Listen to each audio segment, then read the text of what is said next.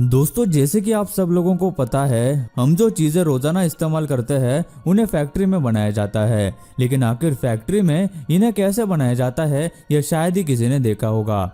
सब जानना चाहते हैं कि आखिर इन्हें कैसे बनाया जाता है। तो आज की इस वीडियो में हम आपको आपके फिश टैंक की मछलियाँ, यूनिक सोप, कपड़े, चाकू और भी बहुत सारी चीज़ें कैसी बनाई जाती है ये दिखाने वाले हैं, जो आपको कहीं और देखने को नहीं मिलेंगे।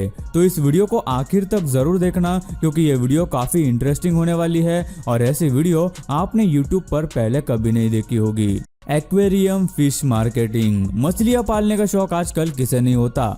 बहुत से लोग अपने घर पर फिश टैंक लाकर मछलियाँ पालते हैं। मार्केट में बेहद अलग अलग तरह की मछलियाँ हमें देखने को मिलती है, जो कि दिखने में बड़ी ही खूबसूरत होती है। अभी हम आपको बताने वाले हैं कि आखिर इन्हें कैसे तैयार किया जाता है और मार्केट तक ये कैसे पहुंचती है। इनकी शुरुआत होती है अंडों से।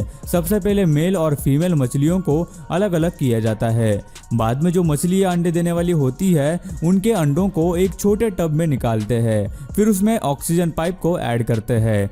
आगे एक हफ्ते के अंदर मछलियाँ अंडों से बाहर निकलती है। उसके बाद उन्हें बड़े टैंक में छोड़ते हैं, जिसकी मदद से वे तेजी से बड़ी हो सके। फिर आगे एक कर्मचारी उन्हें साइज के हिसाब से अलग करती है और उन्हें प्लास्टिक बैग में भरने का काम करती है।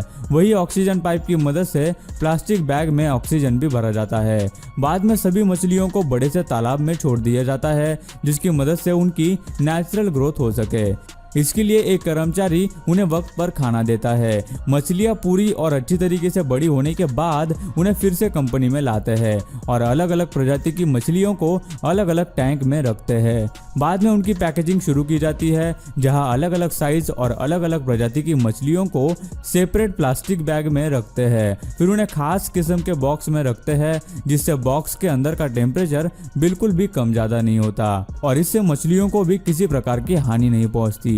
बाद में उन्हें मार्केट में सेल करने के लिए एक्सपोर्ट किया जाता है।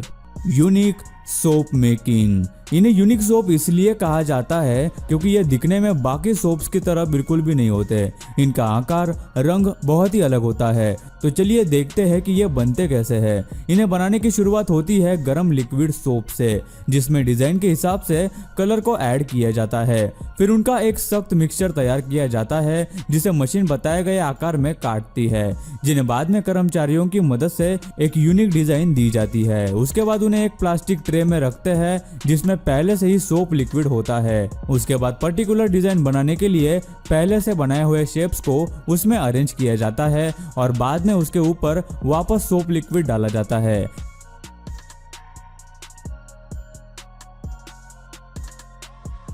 फिर उसे एक रात सूखने के लिए वही रखते हैं और दूसरे दिन उन्हें एक मशीन की मदद से सोप के आकार में कट किया जाता है। कट करने के बाद कलरफुल सोप बिल्कुल तैयार हो जाते हैं। इसी तरह फैक्ट्री में और भी तरह के सोप बड़े ही अलग अलग अंदाज में बनाए जाते हैं, जो कि दिखने में बेहद ही लाजवाब होते हैं।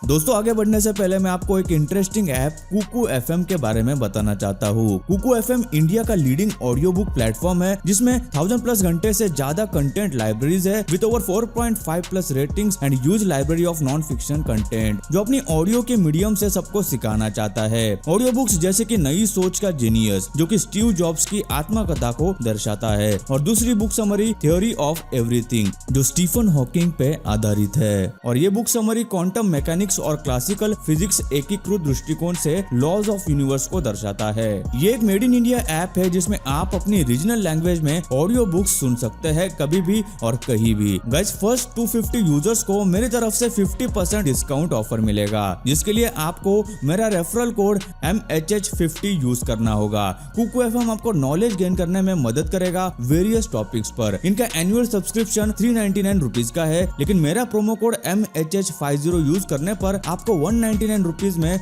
सब्सक्रिप्शन मिल जाएगा। तो लिंक आपको डिस्क्रिप्शन में मिल जाएगी, तो जरूर डाउनलोड करो कुकू एफएम और अपना नॉलेज बढ़ाओ।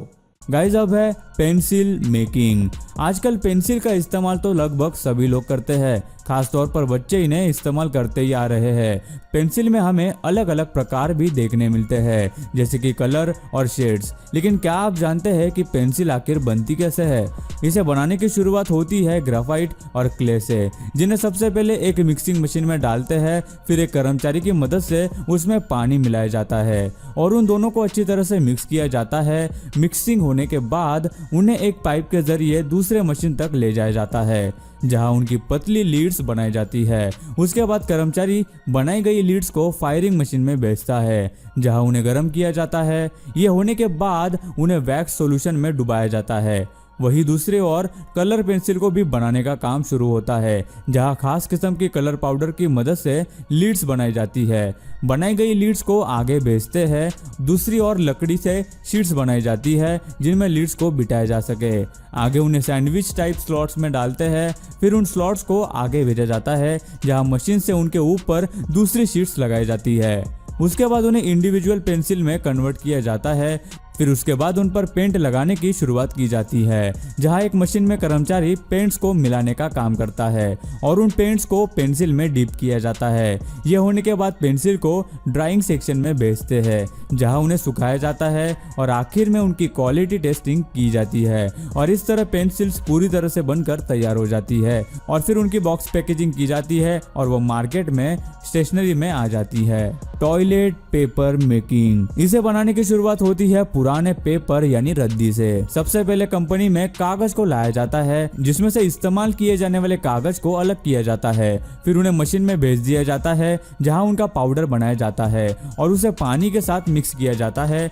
बने हुए मिक्सचर को पल्प कहते हैं, जिसमें से बाद में एक्स्ट्रा पानी को निकाला जाता है। उसके बाद पेपर पल्प से एक पतली लेयर तैयार की जाती है। शीट को सुखाने के लिए एक मशीन में डालकर हीट किया जाता है, जिसके बाद उससे एक बड़ा सा रोल बनाया जाता है, जो तकरीबन 9 फीट ऊंचा होता है। फिर उस रोल को दूसरी मशीन में भेजते हैं, जहां मशीन उसके छोटे रोल्स बनाने का काम करती है। फिर बनाए गए रोल्स को आगे कटिंग मशीन में भेजते हैं, जहां छोटे रोल को और छोटे साइज में काटा जाता है। उसके बाद मशीन कट किए गए रोल्स को कन्वेयर बेल्ट के जरिए पैकेजिंग के लिए भेजती है और आखिर में उन्हें प्लास्टिक में रैप करने के बाद उनकी बॉक्स पैकेजिंग की जाती है। गाइस, नेक्स्ट आता है स्विस आर्मी नाइव्स। ये नाइव्स दिखने में बहुत ही छोटे होते हैं, लेकिन बड़े ही तेज होते हैं। इनकी ये खासियत है कि इन्हें हमारे पॉकेट में आराम से कैरी कर सकते हैं, लेकिन इनका इस्तेमाल इमरजेंसी के लिए ही किया जाता है। इस नाइफ की कंपनी साल भर में करीब 10 मिलियन स्विस आर्मी नाइव्स को बनाने का काम करती है और एक दिन में करीब 45,000 नाइव्स बनाती है। तो देखते हैं कि फैक्ट्री में इनकी मैन्युफैक्चरिंग आखिर कैसे की जाती है। सबसे पहले स्टील रोल्स को फैक्ट्री में इंपोर्ट किया जाता है। आगे उस स्टील को एक प्रेसिंग मशीन में अटैच करते हैं, जहां मशीन उस पर ब्लेड का स्टैम्प करती है। फिर उन ब्लेड्स को खास किस्म के प्लास्टिक के साथ एक वाइब्रेटिंग कन्वेयर बेल्ट पर डालते हैं, जिससे कि ब्लेड स्मूथ हो जाता है।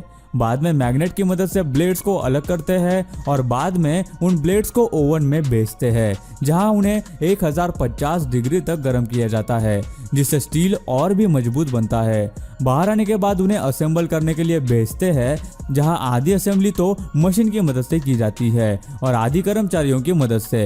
ये सब होने के बाद सभी कंपोनेंट्स को अच्छी तरह से चेक किया जाता है और उनकी पॉलिशिंग की जाती है और इस तरह हमारे स्विस आर्मी नाइव्स बनाए जाते हैं। Clothes making. फैशन की बात की जाए तो सबसे पहले बात आती है क्लोथ्स की यानी कपड़ों की, जो कि हमारी लाइफस्टाइल में बहुत ही मैटर करते हैं। बहुत से लोगों को अलग अलग और नए तरह के क्लोथ्स पहनना पसंद होता है। मार्केट में हमें ऐसे बेहद क्लोथ्स देखने को मिलेंगे जिनकी क्वालिटी और स्टाइल में बड़ा ही डिफरेंस होता है। लेकिन क्या आप जानते हैं कि हमारे डेली लाइफ में पहनने वाले क्लोथ्स आखिर बनते कैसे हैं? तो इनकी शुरुआत होती है कॉटन से, जिन्हें एक मशीन की मदद से कॉटन सीड से अलग किया जाता है। फिर उन्हें पाइप के जरिए आगे भेजते हैं, जहां कॉटन के बड़े बड़े रोल्स बनाए जाते हैं। बाद में एक कर्मचारी उन रोल्स को दूसरी मशीन में लगाने का काम करती है, जिसकी मदद से कॉटन को बारीक थ्रेड का आकार दिया जाता है, जिन्हें फिर से छोटे छोटे रोल्स में रोल करते हैं। फिर उन्हें आगे वॉशिंग के लिए भेजते हैं और बाद में उन पर प्लास्टिक लगाकर उन्हें दूसरी फैक्ट्री में रवाना किया जाता है। जहां क्लोथ्स बनाने की दूसरी और मेन स्टेप शुरू होती है, जहां सबसे पहले सभी थ्रेड्स को एक मशीन में लगाया जाता है, जहां मशीन उन्हें घुमाकर कपड़े की प्लेन पट्टी बनाने का काम करती है। जब क्लोथ्स बनकर तैयार हो जाते हैं तब उन पर अलग अलग तरीके से डिजाइन करते हैं। जैसे कि कुछ क्लोथ्स पर कर्मचारी अपने हाथों से डिजाइनिंग का काम करते हैं, वहीं दूसरी ओर एक मशीन में प्लेन क्लोथ को डालते हैं, जहां कुछ ही देर में मशीन उस प्लेन क्लोथ पर बड़ी ही आसानी से लाजवाब डिजाइन बना देती है। कुछ क्लोथ्स पर प्रिंटिंग मशीन की मदद से डिजाइन फॉइल प्रिंट करते हैं और कुछ कपड़ों पर कलरफुल थ्रेड की मदद से ऑटोमेटिक डिजाइन स्टिच की जाती है। यह सब होने के बाद कुछ कर्मचारियों की मदद से उन क्लोथ्स को सही आकार में कट करके उनकी स्टिचिंग की जाती है। स्टिचिंग होने के बाद उन्हें फिर से एक बार वॉश करते हैं और आखिर में आयरन करके उन्हें प्लास्टिक में पैक किया जाता है। सो गाइस, आज की वीडियो में बस इतना ही। आपको वीडियो में से कौन सी चीज बनाने के प्रोसेस सबसे ज्यादा इंटरेस्टिंग लगी हमें नीचे कमेंट करके जरूर बताना। और गाइस, ये वीडियो बनाने के लिए हमें काफी ज्यादा मेहनत लगी, तो यार हो सके तो इसे एक लाइक जरूर कर देना और वीडियो को शेयर जरूर करना। तो मैं मिलता हूँ आपको नेक्स्ट और ही ऐसी धमाकेदार वीडियो में, तब तक के लिए नमस्कार।